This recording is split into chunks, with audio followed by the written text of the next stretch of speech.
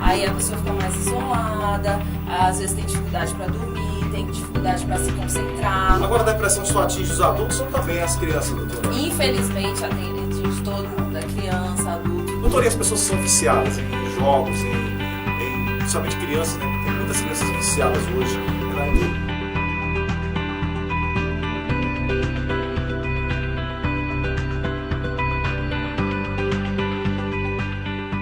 Pois é, doutor, um dos principais temas que está sendo discutido hoje a nível de Brasil é a questão da depressão, né? Com essa questão do desemprego, da crise e tal.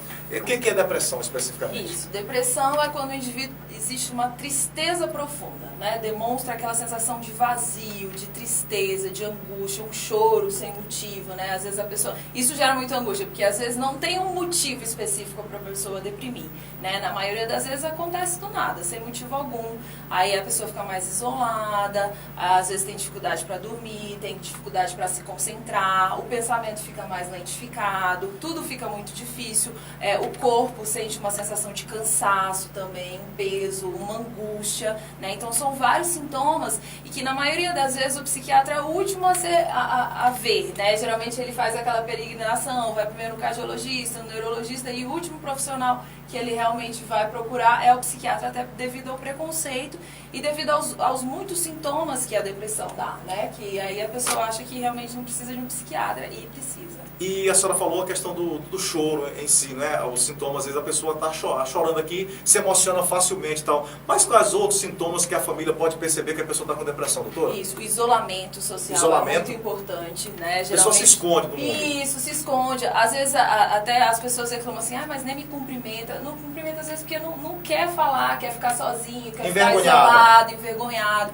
Às vezes também pode exteriorizar um pouco de irritabilidade, é muito comum acontecer nesses pacientes. Né? A tristeza é o principal sintoma, né? E pode se agravar. À medida que não for tratado e diagnosticado cedo, a depressão pode se agravar com ideação suicida e às vezes o paciente infelizmente até comete realmente o suicídio para aliviar esses sintomas que ele está sentindo. Ele não vê mais saída e a saída que ele enxerga infelizmente é o suicídio.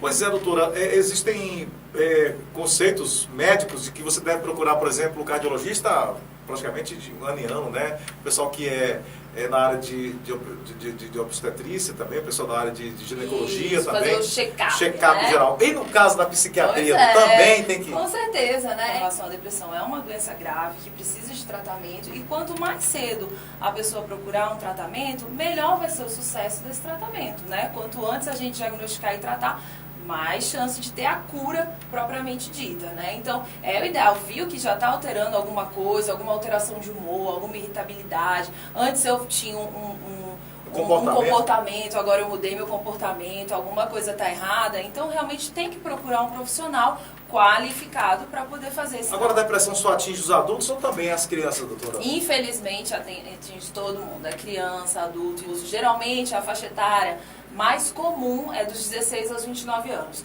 mas pode atingir qualquer público, né? O idoso cronifica mais, né? Devido à idade, tem menos perspectiva, ele acha, né, que tem menos perspectiva de vida, de saída, e é a população que mais comete suicídio. Dos idosos que tem, dos deprimidos em geral. Mas acomete criança, acomete idoso, acomete adulto, acomete mulheres, todo mundo. Ninguém está livre disso. Tá certo. Outro problema que a senhora trata lá no seu consultório, doutora, é a questão da insônia, né? Hoje muita gente está com insônia, né? No WhatsApp, na TV. Doutora, e tem pessoas também viciadas nessa questão. Daqui a pouco eu vou perguntar sobre a questão para tirar esse vício de WhatsApp, dessa maluca. Qual é o período que a pessoa deve dormir? Ou seja, qual é a quantidade de tempo que a pessoa pode dormir, doutora? Que a pessoa deve dormir? Isso é muito relativo, né? Mas na maioria dos estudos, um sono reparador é de 6 a 8 horas por dia. Tem gente que dorme 5 horas e está maravilhosamente bem. Tem gente que tem que dormir 10 horas para se sentir bem, né? Então isso é um pouco relativo. Agora, o importante é, se eu durmo pouco, mas eu tenho um sono restaurado, no outro dia eu consigo trabalhar, levantar, não sinto sonolência, ótimo. Né? Então não dá para estipular um tanto de tempo, né? E a insônia, na maioria das vezes, ela é um sintoma de algum desses quadros. Alguma coisa está errada. Exatamente, né? Então, ou a pessoa está um pouco deprimida e aí isso dificulta dificulta a ter um sono adequado, ou ela é muito ansiosa, também isso é um quadro que dificulta ter uma preocupação, um sono, liseira, preocupações, muita pessoa ansiedade. Tá com contas, com problemas. Exatamente, tudo isso atrapalha, porque na hora que a gente vai deitar, é a hora que a gente vai repassar o dia, fazer se vai dar conta de fazer, o que muito compromisso, então isso acaba agravando, né? E aí realmente necessita de um acompanhamento, porque o sono é fundamental, né? A gente precisa descansar. Sem dormir não dá, com certeza absoluta. Doutora, e as pessoas que são viciadas em jogos, principalmente crianças, né? Tem muitas crianças viciadas hoje, na internet, essa questão toda. Isso pode trazer problemas para a pessoa, doutora? Claro, porque à medida que a pessoa não se relaciona, né? Ela fica no mundinho dela, ela vai ter dificuldades futuramente, por exemplo, a criança, né?